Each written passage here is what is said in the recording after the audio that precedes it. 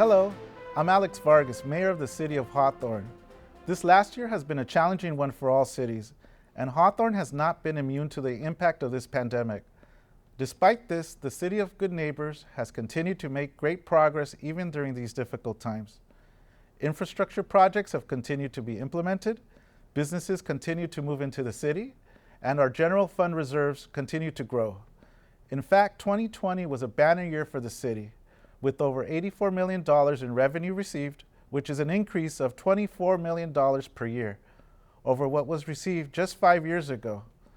I'm excited to share with you what our city has accomplished over this past year, and I would like to start with our Community Services Department.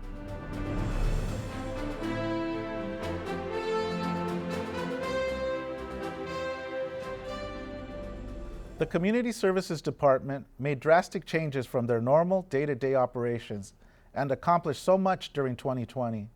Led by Director Vontre Norris, they took the lead in helping our community in response to COVID-19. Approximately 33,495 free COVID-19 tests have been conducted at the Memorial Center. Over 30,000 meals were handed out to the youth and seniors during the height of the pandemic. Our Community Services Department also handed out face masks, diapers, distributed gas cards, and did grocery pickups and deliveries. While the facilities were closed due to state and county regulations, the city used this as an opportunity to replace the dance floor, upgrade the sound system, and refurbish the interior of the Memorial Center facility. Over $1 million in grants were secured to conduct future improvements at Holly Park, Ramona Park, and Jim Thorpe Park. These renovations will begin later this year. The department also collaborated with the county and St. Margaret's Center to hire 2 homeless services coordinators. These staff members are deployed on a daily basis to assist people experiencing homelessness. During the start of the pandemic, one of the biggest changes was trying to figure out how to continue offering some of the classes or services the department used to offer. So with the help from the city's cable department, which is now part of the community services team, they went virtual. People were still able to learn skills in basketball, softball, and soccer by tuning into virtual classes online in order to keep our kids and families safe and healthy.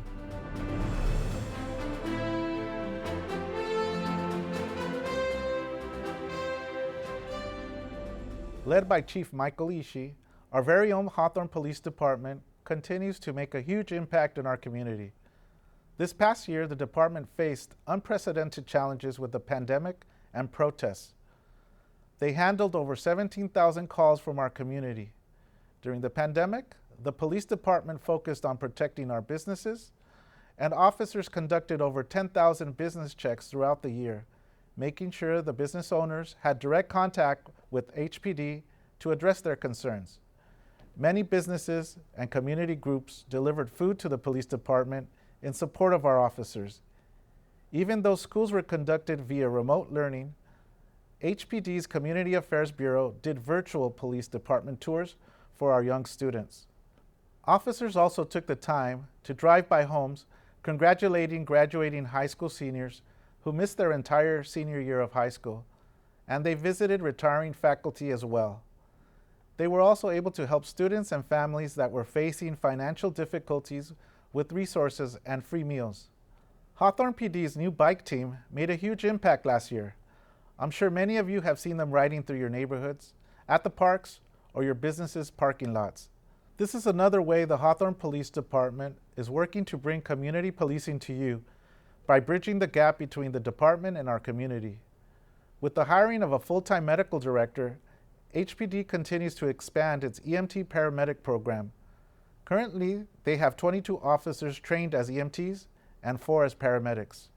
As first responders are often on scene first, officers now have the skills and training to provide life-saving measures to our community when most needed, those first few minutes after a medical or trauma incident. We are proud of our Hawthorne Police Department for the dedication and work they do to keep our community safe.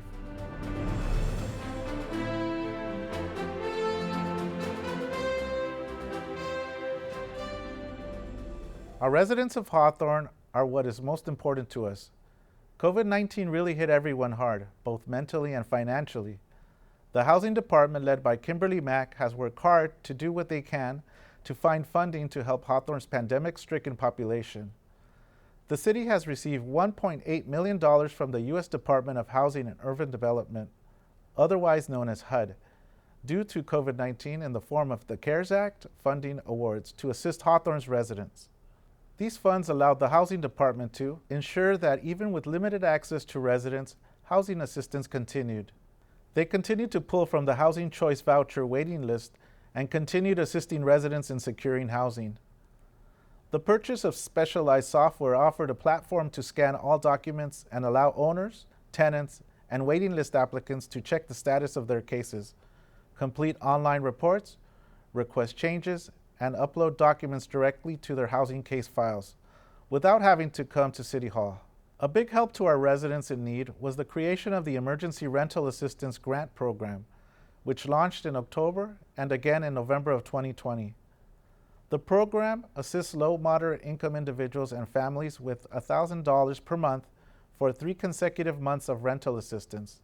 This program is still active, and it now assists residents with $1,000 per month for 6 consecutive months of rental assistance. For more information on this program and how it can possibly help you, please call 310-349-2906 or log on to www.cityofhawthorne.org/ERAG.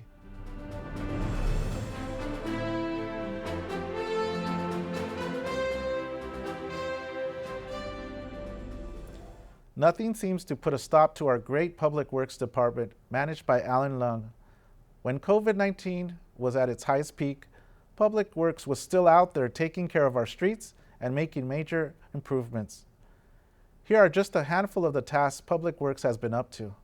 The completion of 3 major street projects. The first of the 3 projects is the Prairie Avenue Mobility Improvement Project.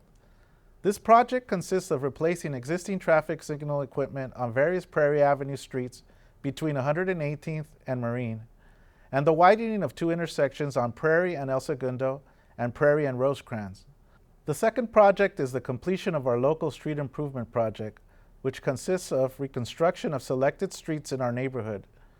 The project will rehabilitate streets using rubberized asphalt to improve safety and drivability. Overall, 132 access ramps have been replaced and 14 streets have been repaved with over 18,739 tons of new asphalt. The third project was the completion of the Alley Improvement Project, which replaced 11 alleys in our community with new pavement and ADA ramps. In August of 2020, Public Works launched an illegal dumping hotline program to address illegal dumping in our community. The city collaborates with Martinez Landscape and Republic Services to make this program possible. As of today, there have been 1,572 tons of illegally dumped items picked up from our city streets and sidewalks. So thank you, Public Works. If you'd like to make a report to the illegal dumping hotline, the number is 310-349-1634.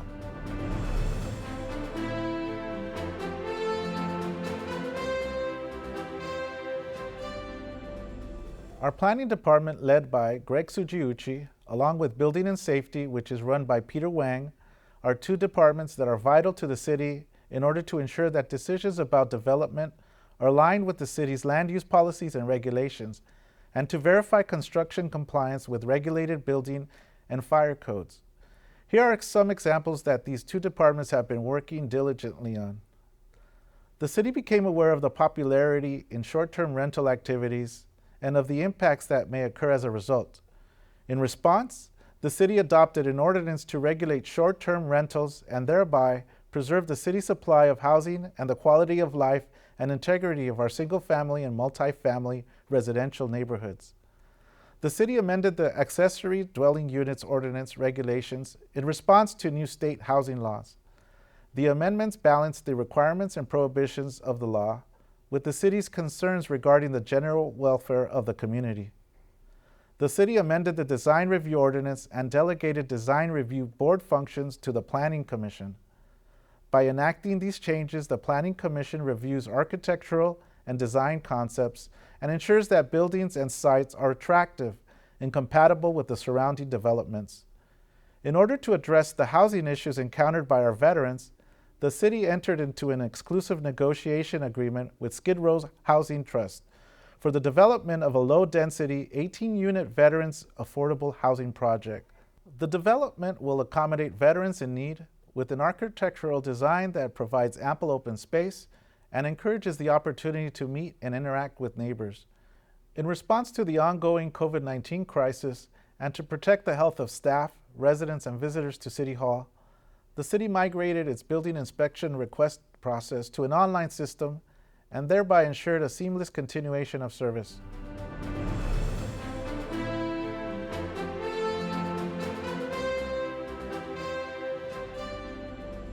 Our finance team, managed by Felice Lopez, and our human resource department, managed by Christine Tomikawa, collaborated on implementing a new computer software system to better manage the city's financial and human resources data. Work on this project began since the 2018 to 2019 fiscal year.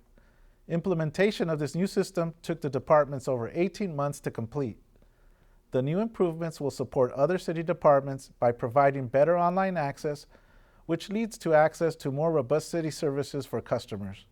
I applaud our finance and HR teams for getting this up and running and transitioning our city into the future by going electronic.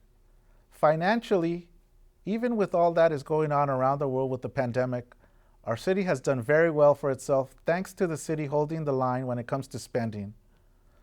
With regards to our general fund cash balance, in 2016 our general fund cash balance was $5.4 million.